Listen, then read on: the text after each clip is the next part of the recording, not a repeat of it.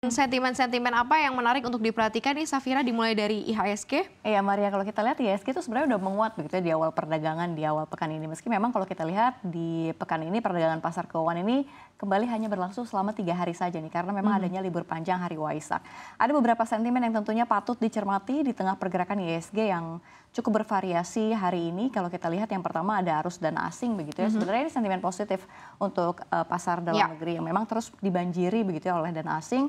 Dan tercatat masuk Indonesia dalam 3 pekan beruntun begitu ya. Kalau kita lihat rilis dari Bank Indonesia, transaksi bulan Mei tepatnya 13 hingga 16 bahwa investor asing ini sudah tercatat beli neto 22,06 triliun rupiah, terdiri dari beli neto 5,3 triliun SBN, jual neto 2,4 triliun di pasar saham, dan beli neto di SRBI 19,17 triliun begitu ya. Dan kalau kita lihat sebenarnya ada rekor tertinggi di tahun ini Maria tersebut. Jadi bila ditarik lebih jauh lagi maka ini merupakan rekor tertinggi setidaknya sejak Januari 2023 atau setengahnya 14 bulan terakhir. Nah, hal ini tentu saja menjadi kabar gembira buat Indonesia karena memang dengan aliran dana asing yang masih terus masuk, ini tentu bisa membantu penguatan rupiah sebenarnya ya. Tapi kita nggak bisa lihat jangka pendeknya. Banjirnya dana asing terutama ke pasar surat berharga negara juga sebenarnya menjadi kabar positif bagi pemerintah. Dengan besarnya minat asing, maka imbal hasil SBN juga diharapkan turun sehingga memang pemerintah ini akan bisa menekan beban utang negara. Lalu sementara itu mungkin kalau kita lihat di other side-nya ada lagi nih soal neraca pembayaran Indonesia yang juga jadi satu sentimen yang cukup mewarnai pasar ya hari ini ya Safira ya. Ya, itu juga membuat pasar kita cukup volatile mungkin karena ini juga gitu ya. Kalau kita lihat Indonesia sudah melaporkan neraca pembayaran Indonesia begitu ya pada triwulan 1 2024 ini defisit begitu ya 6 miliar US dollar. Nah, meski begitu transaksi berjalan defisit 2,2 miliar US dollar atau 0,6% dari PDB. Nah, laporan tersebut juga mencantumkan posisi cadangan devisa pada akhir Maret 2024 tercatat tetap tinggi sebesar 140,4 miliar US dollar atau setara dengan pembiayaan 6,2 bulan impor dan juga pembayaran utang luar negeri pemerintah, serta memang berada di atas standar kecukupan internasional sebenarnya di sekitar 3 bulan impor. Meski memang kalau kita lihat surplus beberapa data seperti neraca perdagangan non migas ini ternyata tercatat lebih rendah dari triwulan sebelumnya.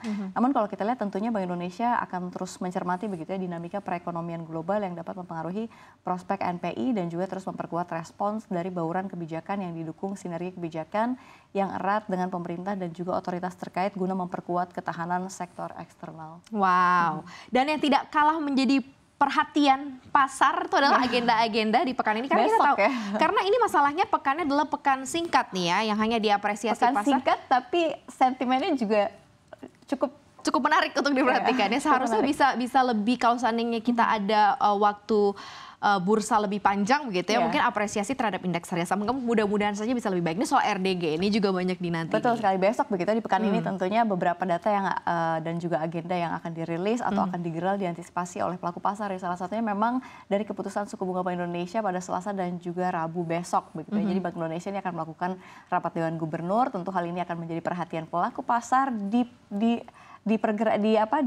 pembukaan pasar yang cukup singkat di 3 hari ini.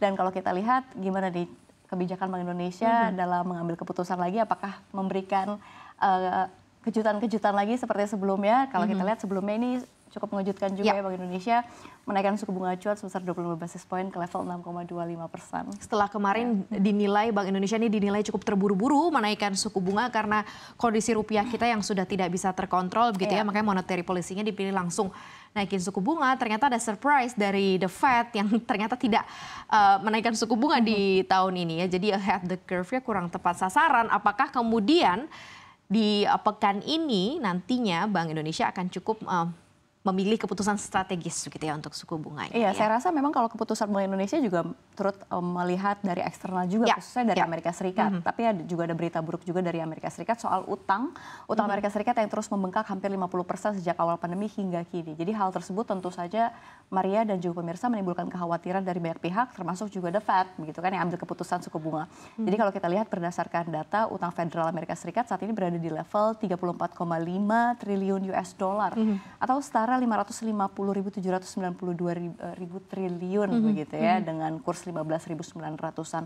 Ini naik 11 triliun US dollar bila dibandingkan dengan Maret 2020 sebelum pandemi COVID ini menyerang. Jadi kalau kata ketua The Fed Jerome Powell ini menyebut saat ini memang kondisi keuangan Amerika Serikat menuju pada defisit struktural yang besar. Dan memang kalau kita lihat data dari CBO, Kantor Kongres Amerika Serikat untuk Anggaran, memang menyebutkan nih memang bahwa utang Amerika Serikat yang dipegang oleh masyarakat lewat surat utang akan meningkat dari 99% PDB menjadi 116% pada dekade berikutnya. Nah, CBO juga memberi sinyal nih bahwa jumlah itu lebih besar dibandingkan periode manapun dalam sejarah Amerika Serikat. Jadi semua sebenarnya orang tertuju pada The Fed gitu, suku bunga. Padahal memang ada yang lebih parah lagi nih.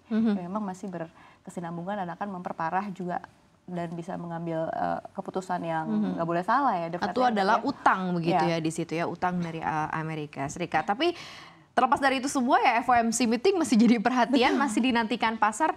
Di mana ketika FOMC meeting ini diselenggarakan ya, market kita kebetulan lagi libur nih ya, lagi tidak bisa mengapresiasi apa yang diputuskan oleh The Federal Meeting Committee ini. Betul, tepatnya di hari Kamis, Bank Sentral Amerika Serikat, The Fed juga akan menyelenggarakan FOMC Minute. Jadi pelaku pasar membutuhkan banyak wawasan nih tentang pemikiran pejabat The Fed seputar kebijakan moneter sambil menunggu pertemuan berikutnya di bulan Juni. Jadi setiap pernyataan yang disampaikan pejabat The Fed, biasanya kan banyak yang ngomong nih, The Fed mana begitu ya. Ini tentu saja memberikan dampak bagi pasar keuangan global termasuk mata uang. Nah, kalau menurut perangkat Fed Watch sendiri, kemungkinan The Fed ini akan memangkas suku bunga 2 kali. Jadi bakal terjadi di 18 September 2024, 25 basis poin menjadi 5 hingga 5,25, kemudian terjadi lagi pada bulan Desember itu sebesar 25 basis poin menjadi 4,75% hingga 5%, Maria. Harusnya itu menjadi kabar positif ya. Kabar positif ya bagi pasar. Kalau sesuai agenda dan tidak ada perubahan.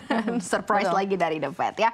Oke, kita lihat langsung ke sektoral dalam negeri, Safira, yang bisa diperhatikan pasar. Ya, lagi-lagi kalau kita lihat di pembukaan sesi pertama, ISG dibuka cukup optimis. Tapi kalau kita lihat saham perbankan Himbara, PT Bank Rakyat Indonesia atau BBRI tentu saja menjadi penopang terbesar nih di sesi 1 hari ini tadi pagi ya. Ini mencapai 8,2 indeks poin. Tapi sayang sekali harus berbalik arah begitu ya. Kalau kita lihat saham-sahamnya, apalagi saham-saham perbankan, kalau kita lihat cukup finansial juga kalau kita lihat 1,6%. Kalau kita lihat BBRI sekarang sudah terkoreksi 2,03%, diikuti BMRI 3,8%, BBCA 2,8%. Lalu juga kalau kita lihat BBNI 3,77% atau hampir 4%. Nah, itu kita rasa gini ya, kalau melihat trennya begitu dari bulan ke bulan, kalau ngomongin suku bunga pasti sektor perbankan selalu meresapnya dengan cukup negatif. Mungkin gimana nih? Karena investor juga terlihatnya cukup wait and see, Maria. Karena akan berdampak langsung juga dengan likuiditas perbankan yang juga tadi sempat kita mention juga sama Pak Mirza Aditya Suara. Dan ya ini kan antara dilematis ya di posisi saat ini ya, kredit akan cukup challenging karena suku bunganya juga tinggi dan ini sangat lekat sekali dengan salah satu produk perbankan. Ya kita akan lihat aja seperti apa kalau kita harapkan yang terbaik. Yang terbaik. Yang jelas kalau terlihat di market seperti ini sebenarnya ada diskon dari harga sahamnya ya. Betul. Ini sudah lengkap dari Safira, yang jelas disclaimer on ya. Kami kembalikan lagi kepada Anda untuk memilih saham yang potensial menjadi portofolio saham Anda.